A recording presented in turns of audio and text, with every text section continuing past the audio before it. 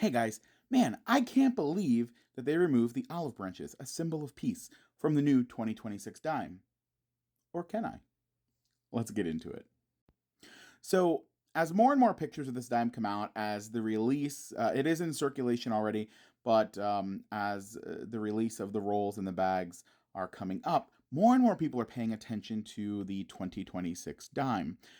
It has been the subject of some conspiracy theory, some controversy, especially in light of kind of the conflict that's happening in the world that the United States is involved in. Now, before I go any further, this will not be a place to talk about politics. Please don't talk about politics in my comments. I'm here to talk about coins and some politics surrounding coins, but there are no politics surrounding this coin. So let's talk about the design of the 2026 dime. So the official name of this dime is the Emerging Liberty Dime, and it is temporarily replacing the Roosevelt dimes. And so when this dime design was approved or came out, then acting Deputy Secretary of the Mint, U.S. Deputy Director of the Mint, Christy McNally, said in her statement about the entire project that the coin designs depict the story of America's journey towards a more perfect union and celebrate America's defining ideals of liberty. And so that's what we see on these coins. And this dime design is really no different, right?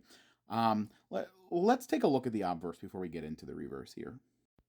So this is one of my favorite designs in the 2026 series, as well as I think American coinage in general. I think it's a gorgeous design. I love allegorical liberty on these coins. So this side features a determined liberty as the winds of revolution waft through her hair. And with steadfast resolve, she faces the tyranny of the British monarchy. Indeed, she is facing east, right? Her liberty cap bears stars and stripes, and that at once became a symbol of a burgeoning nation and a reference to early American coinage that had their liberty pole and the liberty cap on that.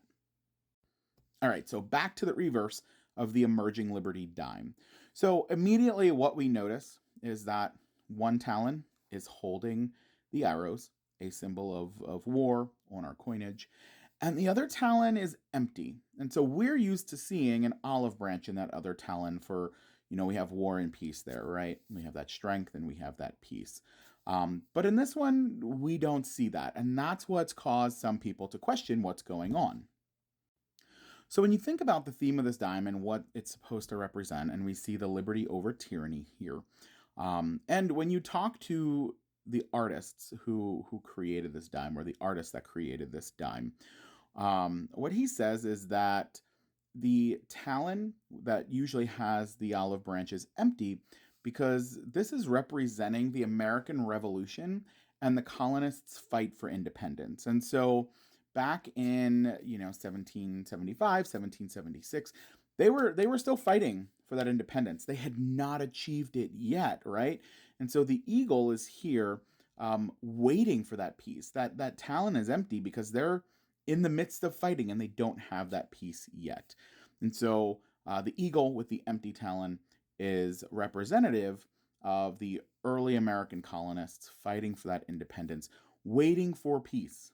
Okay, not only waiting for it, but actively searching for that peace. And so that's why we see this eagle with his empty talon.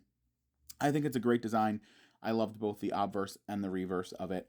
And I think once you delve into the reason behind this design, we can appreciate the design even more. So, so it wasn't removed for any kind of nefarious reasons. It was removed because it shows the journey to independence.